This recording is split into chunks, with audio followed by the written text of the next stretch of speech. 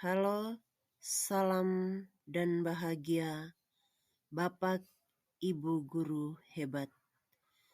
Pada kesempatan ini, saya akan memaparkan kesimpulan dan refleksi pemikiran Ki Hajar Dewantara Modul 1.1 tentang koneksi antar materi. Perkenalkan, nama Anastasia Bunga, SPD SD. Di sini saya sebagai calon guru penggerak Angkatan 8, Unit Kerja Sekolah Dasar Impres Woloara, Kabupaten Ende, Provinsi Nusa Tenggara. Adapun dasar-dasar pendidikan. Pengertian pengajaran tidak lain adalah pendidikan dengan cara memberikan ilmu atau berfaedah buat hidup peserta didik, lahir dan batin. Jadi seorang guru harus menuntun segala kodrat yang ada pada peserta didik agar mereka dapat mencapai keselamatan dan kebahagiaan yang setinggi-tingginya, baik sebagai manusia maupun sebagai anggota masyarakat. Pendidikan yang menuntun. Meskipun peran guru hanya menuntun, tetapi manfaatnya sangat besar untuk pertumbuhan anak.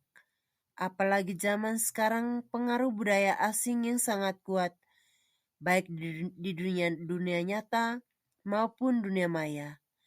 Jadi peran guru sangat penting agar peserta didik tidak terjerumus dengan pengaruh yang tidak baik. Beliau juga mengibaratkan pendidik seperti petani. Petani hanya bisa memberikan pupuk dan air serta membasmi hama yang ada pada tanaman padi, dan peserta didik seperti bibit padi yang sudah ditanam pada tanah yang subur akan menghasilkan padi yang baik, tetapi tidak bisa mengubah kodratnya tanaman padi menjadi tanaman lain. Sama halnya dengan pendidik, di mana hanya menuntun sesuai dengan kemampuan yang ada pada anak, tetapi tidak mengubah kodratnya. Maka sebagai guru harus menerapkan 3 semboyan Ki Hajar Dewantara. Di depan menjadi contoh atau panutan, ingarsa sung telada. Misalnya dalam hal berpakaian, setiap hari Selasa guru diwajibkan berpakaian adat ke sekolah. Di tengah memberikan semangat atau ide, ingmadia mangun karsa. Misalnya saat peserta didik tidak berpakaian motif ke sekolah pada hari Selasa, guru harus mengingatkan kepada siswa tersebut. Di belakang memberikan dorongan tutwuri handayani. Misalnya, memberikan motivasi kepada peserta didik agar tetap melestarikan pakaian adat daerah. Pendidikan budi pekerti. Menurut teori, pengertian watak menjadi 2. Pertama, intelligible, di mana tabiat yang bisa dirubah, dan biologis, tabiat yang tidak bisa dirubah. Menurut aliran konvergenti teori, anak dilahirkan umpama sehelai kertas yang sudah ditulis penuh, tetapi tulisan itu masih suram. Tugas pendidik adalah menuntun anak untuk menebalkan gambar yang masih suram. Gambar diibaratkan tabiat-tabiat peserta didik. Jika tabiat buruk, maka tugas guru adalah secara terus-menerus menuntunnya agar tabiatnya tetap samar-samar atau ke tabiat yang baik. Refleksi perubahan yang saya rasakan setelah mempelajari modul 1.1, merasa yakin bahwa panggilan saya sebagai guru adalah tugas yang paling mulia.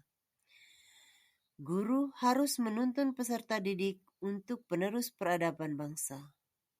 Menerapkan pembelajaran yang berpusat pada peserta didik dan menjadikan diri seorang pembelajar sepanjang hayat sesuai kodrat alam dan kodrat zaman untuk mendidik peserta didik. Pandangan saya tentang peserta didik dan proses pembelajaran di kelas sebelum saya mempelajari tentang pemikiran Ki Hajar Dewantara adalah peserta didik adalah anak yang diberikan materi untuk mencapai kompetensi yang sesuai dengan kurikulum yang berlaku. Jadi, setiap kali pembelajaran, saya ajarkan sesuai dengan rencana pelaksanaan pembelajaran yang sudah dibuat secara baik. Bersama teman sejawat, untuk memahami filosofi pemikiran Ki Hajar Dewantara, untuk menerapkan pembelajaran yang berpusat pada peserta didik, supaya mereka merasakan kebebasan dalam belajar.